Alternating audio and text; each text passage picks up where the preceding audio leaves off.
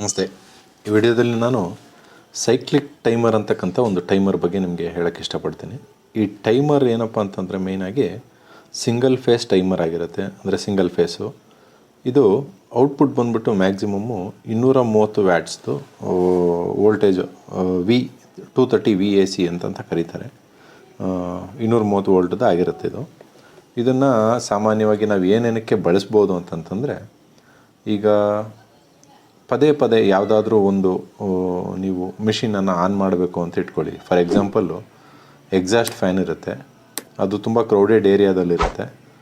ನಿಮಗೆ ವೆಂಟಿಲೇಷನ್ಗೋಸ್ಕರ ಅದನ್ನ ಪದೇ ಪದೇ ಆನ್ ಮಾಡ್ತಿರ್ತಾರಲ್ಲ, ಅಂಥವಕ್ಕೆ ನಾವು ಸೈಕ್ಲಿಕ್ ಟೈಮರ್ಗಳನ್ನ ಅಳವಡಿಸಿ ಅಂದರೆ 1 ಅವರ್ 10 ನಿಮಿಷಕ್ಕೊಂದು ಸರಿ 1 ನಿಮಿಷ, 20 ನಿಮಿಷಕ್ಕೊಂದು ಸರಿ 1 ನಿಮಿಷ ಆನ್ ಆಗಿ ಆಫ್ ಆಗ್ತಾ ಇರುತ್ತೆ ಈ ರೀತಿ. ಇದನ್ನು ಮೇಯ್ನಾಗಿ ಏನಪ್ಪ ಅಂತಂದರೆ ಹೈಡ್ರೋಪೋನಿಕ್ಗಳನ್ನು ಮಾಡ್ತಕ್ಕಂಥ ರೈತರು, ಹೈಡ್ರೋಪೋನಿಕ್ ವಿಧಾನದಲ್ಲಿ ಮೇವನ್ನು ಬೆಳೆಸೋರಾಗ್ಬೋದು, ಮತ್ತು ಹೈಡ್ರೋಪೋನಿಕ್ ವಿಧಾನದಲ್ಲಿ ತರಕಾರಿಗಳನ್ನ ಬೆಳೆಸೋರಾಗ್ಬೋದು. ಫ್ಲೋಟಿಂಗ್ ಟೆಕ್ನಾಲಜಿಯಲ್ಲಿ ಮಾಡ್ತಕ್ಕಂಥವ್ರು ನೀರನ್ನು ಹರಿಸೋದಕ್ಕೆ ಪ್ರತಿನಿತ್ಯ ಪ್ರತಿ 1 ಅವರ್ 2 ಅವರ್ಗೆ ಈ ರೀತಿ. ಮತ್ತು ಮೇಯ್ನಾಗಿಲ್ಲಪ್ಪ ಅಂತಂದರೆ ಕೋಳಿ ಶೆಡ್ಗಳಲ್ಲಿ ಈ ಬೇಸಿಗೆ ಕಾಲದಲ್ಲಿ ಮಧ್ಯಾಹ್ನದ ಸಮಯದಲ್ಲಿ ಮತ್ತು ಬೆಳಗ್ಗಿನ ಸಂಜೆವರೆಗೂ ಕೂಡ ತಂಪನ್ನು ಕಾಪಾಡ್ಕೊಳ್ಳೋದಕ್ಕೆ ಫಾಗರ್ಗಳು ಬರುತ್ತೆ. ಅದಕ್ಕೂ ಕೂಡ ನಾವು ಇದನ್ನು ಬಳಸ್ಬೋದು.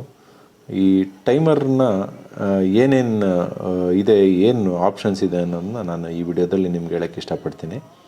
ನೋಡಿ, ಇದೇನು ಕಾಣ್ತಿದೆಯಲ್ಲ, ಇಲ್ಲಿ 2 ವೈರ್ಗಳು ಬರುತ್ತೆ ಈ ರೀತಿ.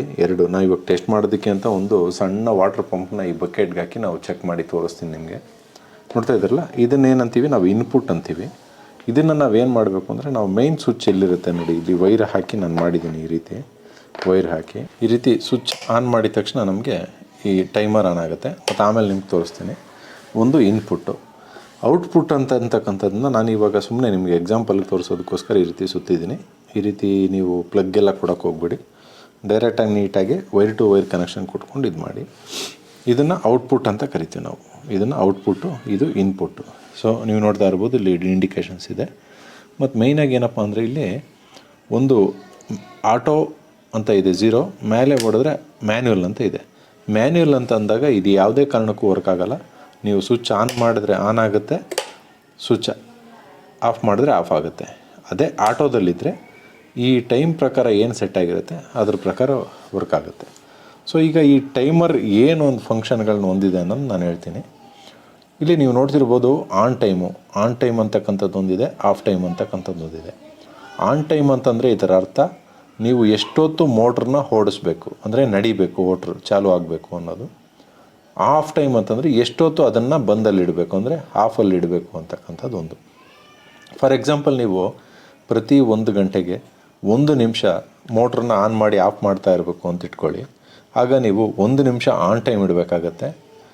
1 ಅವರ್ 1H ಅಂತ ಕಾಣುತ್ತೆ ನೋಡಿ, ಇಲ್ಲಿ ನೋಡಿ, ಇದು 1H ಅಂತ ಇಡುತ್ತಲ್ಲ.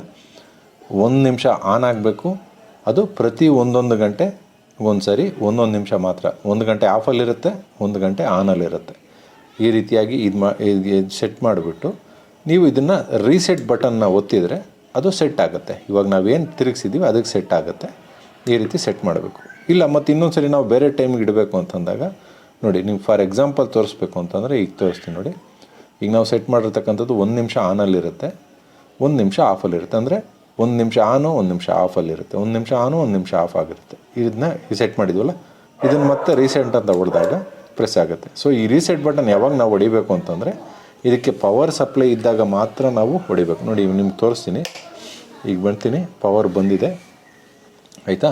ನಾನೀಗ ನಿಮಗೆ ಎಕ್ಸಾಂಪಲ್ಗೆ ರೀಸೆಟ್ ಬಟನ್ನ ಹೊಡೆದಿದ್ದೀನಿ. 1-2 ಸರಿ ಪ್ರೆಸ್ ಮಾಡಿದ್ರೆ ನಾವೇನು ಸೆಟ್ ಮಾಡಿದ್ದೀವಿ ಅದಕ್ಕೆ ಟೈಮ್ಗೆ ಸೆಟ್ ಆಗುತ್ತೆ. ನಿಮಗೆ ತೋರಿಸ್ತಾ ಇದ್ದೀನಿ ನೋಡಿ, ಇಲ್ಲಿ ನಮ್ಮಲ್ಲಿ ನೀರು ಆಗಲೇ ಓಡ್ತಾ ಇದೆ, ನೋಡಿದ್ರಲ್ಲ, ಇದು ನೋಡ್ತಾ ಇದೆಯಲ್ಲ, ಇದು ಮೋಟ್ರು ಓಡ್ತಾ ಇದೆ. ನಿಮಗೆ ನೋಡಿ, ಹಾಗೆ ನಿಮಗೆ ಐಡಿಯಾ ಬಂದುಬಿಡುತ್ತೆ. ನೋಡಿ, ಇಲ್ಲಿ ತೋರಿಸ್ತೀನಿ ನೋಡಿ, ನೀರು ಚೆಲ್ಲುತ್ತೆ ಅನ್ನೋ ಕಾರಣಕ್ಕೆ ನಾವು ಈಗ ಇಟ್ಟಿದ್ದೀವಿ ಮೋಟ್ರನ್ನ. ಓಕೆ, ನೋಡಿ, ಇಲ್ಲಿ ಓಡ್ತಾ ಇದೆ ಮೋಟ್ರು. ಈಗ 1 ನಿಮಿಷ ಆದಮೇಲೆ ಕೂಡಲೇ ಅದು ಆಫ್ ಆಗುತ್ತೆ. ನೀವು ನೋಡ್ತಾ ಇರಿ, ಹಂಗೆ 1 ನಿಮಿಷ ಆದ ಕೂಡಲೇ ಅದು ಆಫಿಗೆ ಬರುತ್ತೆ. ಆಫ್ ಟೈಮ್ಗೆ ನೋಡ್ತೀನಿ.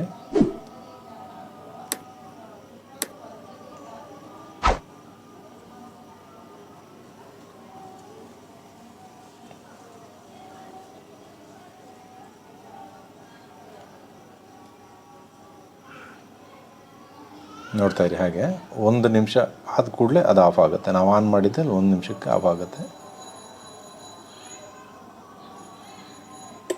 ನೋಡಿ ಈಗ ಆಫ್ ಆಯಿತು. 1 ನಿಮಿಷ ಆದ ಕೂಡಲೇ ಆಫ್ ಆಗಿದೆ.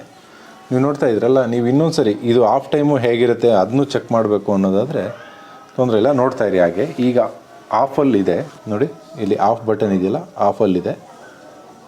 ಮತ್ತು ಆನಿಗೆ ಬರುತ್ತೆ ಟಕ್ ಅಂತ. ನೋಡ್ತಾ ಇರಿ ಹಾಗೆ 1 ನಿಮಿಷ ಆದ ಕೂಡಲೇ ಅದು ಮತ್ತೆ ಆನ್ ಆಗುತ್ತೆ.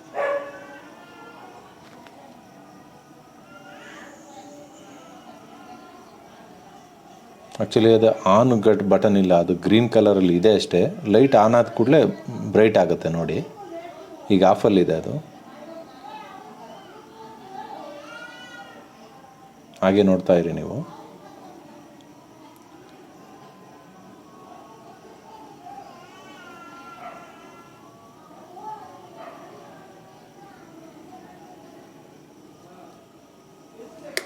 ನೋಡಿದ್ರಾ, ಆನ್ ಆಗಿದೆ ಮೋಟ್ರಿಗೆ.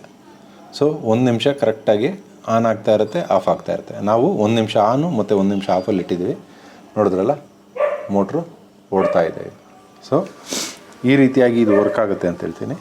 ಇದನ್ನು ನೀವು ನೋಡಿ, ಇಲ್ಲಿ ಸ್ಕ್ರೂ ಹಾಕೋದಕ್ಕೂ ಕೂಡ ನಮಗೆ ಇಲ್ಲಿ ಹೋಲ್ಗಳಿದೆ. ಇದನ್ನು ಗೋಡೆಗಾಗ್ಬೋದು, ಪ್ಲೇವುಡ್ಗಾಗ್ಬೋದು. ನೀವು ಆರಾಮ್ಸೆ ಈ ರೀತಿ ವಾಲ್ ಮೌಂಟ್ ಮಾಡಿ ನೀವು ಸ್ಕ್ರೂಗಳನ್ನ ಹಾಕ್ಕೊಬೋದು.